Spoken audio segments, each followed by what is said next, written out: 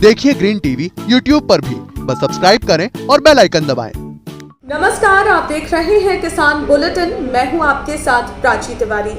आइए नजर डालते हैं खेती किसानी और ग्रामीण भारत से जुड़ी आज की जरूरी हेडलाइंस पर। हरियाणा में खाद के लिए मारामारी, सुबह से लाइन में धक्के खाने को मजबूर अन्नदाता। किसानों पर मेहरबान मोदी सरकार, यूरिया सहित बाकी खाद पर मिलेगी ज्यादा सब्सिडी। उत्तर प्रदेश में बढ़ेगी खरीद की रफ्तार, अब 100 क्विंटल तक धान बिना सत्यापन के बेच सकेंगे किसान। किसान हितैषी होने का ढोल बजाने वाले राज्य हरियाणा में डीएपी के लिए इतनी मारामारी है कि थानों, एसडीएम कार्यालयों के बाहर किसानों की लाइन देखकर आप हैरान हो जाएंगे। लाइन इतनी लंबी है जिसे देखकर आपको लगेगा कि क्या ये मुफ्त राशन के लिए लगाई गई लाइन है या फिर किसी भंडारे के लिए है। मगर ये दुखद है कि ये लाइन अन्नदाताओं की है, वो भी खेती के लिए बेहद जरूरी खाद लेने के लिए। जब इन किसानों को खेतों में काम करना चाहिए तब ये सरकार की नाकामी की मार झेल रहे हैं। दिन दिन भर के इंतजार, पुलिस की बदसलूकी झेलने और मिन्नतें करने के बाद उन्हें मुश्किल से 1-2 बोरी डीएपी ही मिल पा रहा है। राष्ट्रीय राजधानी दिल्ली से सिर्फ 70 किलोमीटर की दूरी पर मेवात में इन दिनों यही नजारा देखने को मिल रहा है, और मेवात ही नहीं बल्कि ज्यादातर जगह पर। बड़ा सवाल ये है कि इस उर्वरकों की किल्लत के लिए कौन जिम्मेदार है, राज्य या फिर केंद्र सरकार। मेवात हरियाणा का एक प्रमुख सरसों उत्पादक जिला है। सरसों की फसल से किसानों को अच्छी आय मिलती है। बुआई के साथ इसमें डीएपी की भी बहुत ज़रूरत होती है ताकि फसल अच्छी हो, लेकिन इस समय यही डीएपी किसानों के लिए मानो सोना बन गई है। सरसों और गेहूं की अगेती खेती प्रभावित हो रही है, उसके लिए थानों और एसडीएम कार्यालयों के बाहर लाइन लगानी पड़ रही है। ये हाल उस राज्य का हो गया है जो अपनी खेती किसानी के लिए पूरे देश में सबसे अलग पहचान रखता है। कागजों में यहाँ पर सब कुछ बहुत बढ़िया है, लेकिन जमीन पर हकीकत अगर आप देखेंगे तो आपको पता चलेगा कि किसान हितैषी सरकार की व्यवस्था कितनी ज्यादा खराब हो चुकी है। हालांकि प्रदेश के कृषि मंत्री जेपी दलाल ने खाद कंपनियों के अधिकारियों के साथ बैठक करके सरसों की बुआई वाले क्षेत्रों में डिमांड के हिसाब से खाद उपलब्ध करवाने के निर्देश दिए हैं। आपको बता दें कि इस साल आयात कम होने से पूरे देश में डीएपी की मांग और आपूर्ति में अंतर बढ़ गया है। केंद्रीय रसायन एवं उर्वरक मंत्रालय से मिले एक आंकड़े के मुताबिक सरकार ने 2018-19 में 66 लाख मीट्रिक टन डीएपी का इंपोर्ट किया था, जबकि 2020-21 में 48 टन ही मंगाया गया है। इसलिए मांग और आपूर्ति में भारी अंतर दिखाई दे रहा है। नरेंद्र मोदी सरकार ने देश के किसानों के हित में एक बड़ा फैसला लिया है। केंद्र सरकार ने किसानों को बड़ी राहत देते हुए यूरिया पर मिलने वाली सब्सिडी को बढ़ा दिया है। केंद्रीय मंत्री मनसुख मांडविया ने कहा है कि अंतर्राष्ट्रीय बाजारों में खाद की बढ़ती कीमतों के बावजूद प्रधानमंत्री नरेंद्र मोदी ने ये फैसला लिया है कि सरकार खाद की कीमतों को बढ़ाने के बजाय उन पर मिलने वाली सब्सिडी को बढ़ाएगी, ताकि किसानों की लागत में होने वाली बढ़ोतरी को रोका जा सके और उनके मुनाफे में बढ़ोतरी की जा सके। तो मनसुख मांडविया ने बताया कि इस रबी सीजन में प्रधानमंत्री द्वारा किसानों को खाद पर दी जाने वाली सब्सिडी के रूप में कुल 28,000 करोड़ रुपए खर्च किए जा चुके हैं। वहीं यूरिया पर मिलने वाली सब्सिडी को 1,500 रुपए से बढ़ाकर 2,000 रुपए प्रति बोरी कर दिया गया है।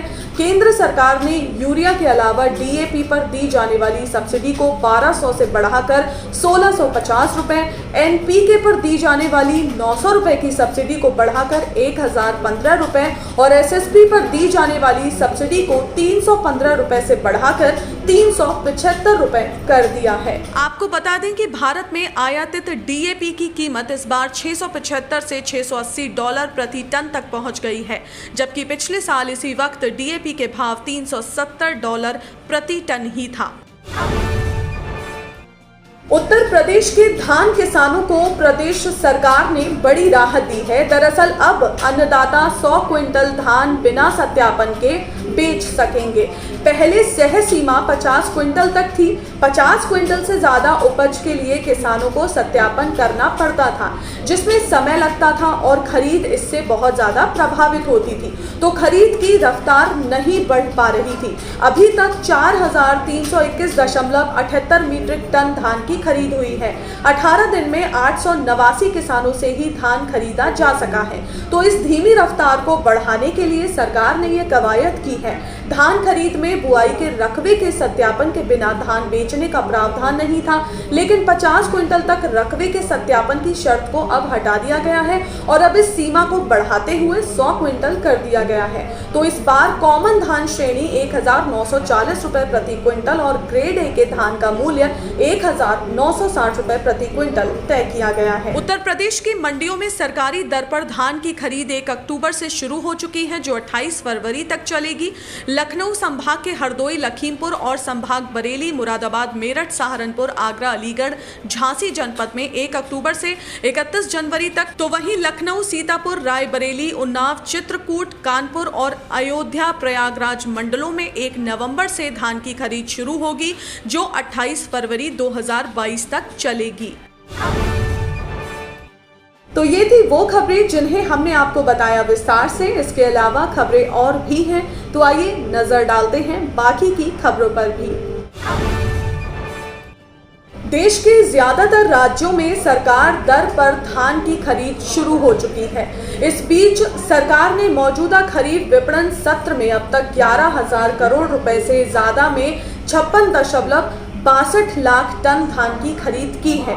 तो एक आधिकारिक बयान के अनुसार KMS 2021-22 में 17 अक्टूबर 2021 तक 56 लाख टन से ज्यादा की धान खरीदी गई है। बयान में ये भी कहा गया है कि खरीफ विपणन सीजन 2021-22 MSP पर हाल ही में शुरू हुआ और इसमें 3,71,919 किसानों को 11,000 करोड़ रुपए के MSP मूल्य के साथ लाभ पहुंचा है। मध्य प्रदेश सरकार ने किसानों के लिए एक बड़ा ऐलान किया है। किसानों को सस्ती बिजली देने के लिए सरकार 15,000 करोड़ से ज्यादा की सब्सिडी देगी। मध्य प्रदेश में मुख्यमंत्री शिवराज सिंह चौहान की अध्यक्षता में हुई कैबिनेट बैठक में ये बड़ा फैसला हुआ है। मुख्यमंत्री ने बताया कि अलग अलग श्रेणी के किसान के लिए सस्ते बिजली देने के लिए वो 15,000 करोड़ से ज्यादा की सब्सिडी जल्द ही देने वाले हैं। बिहार के किसानों को बिहार सरकार अब विशेष अभियान चलाकर खेती से जुड़ी नई जानकारी के बारे में जागरूक करने की तैयारी कर रही है। इसके लिए रबी मौसम के लिए राज्य में किसान चौपाल की शुरुआत की जाएगी। इस अभियान के माध्यम से किसानों को कृषि संबंधी तकनीकी प्रशिक्षण देते हुए कृषि विभाग द्वारा संचालित विभिन्न कार्यक्रमों की जानकारी और प्रचार प्रसार के साथ ही विभिन्न उत्पादों का वितरण पारदर्शी तरीके से सुनिश्चित किया जाएगा। 25 अक्टूबर से 9 नवंबर तक राज्य के सभी प्रखंड मुख्यालयों में प्रखंड स्तरीय प्रशिक्षण सह रबी कर्मशाला का आयोजन किया जाएगा। तो आज के किसान बुलेटिन में फिलहाल इतना ही। आप स्वस्थ रहिए और अपना ध्यान जरूर रखिए। फिलहाल मुझे दीजिए इजाजत। नमस्कार। देखिए ग्रीन टीवी YouTube पर भी, बस सब्सक्राइब करें और बेल आइकन दबाएं।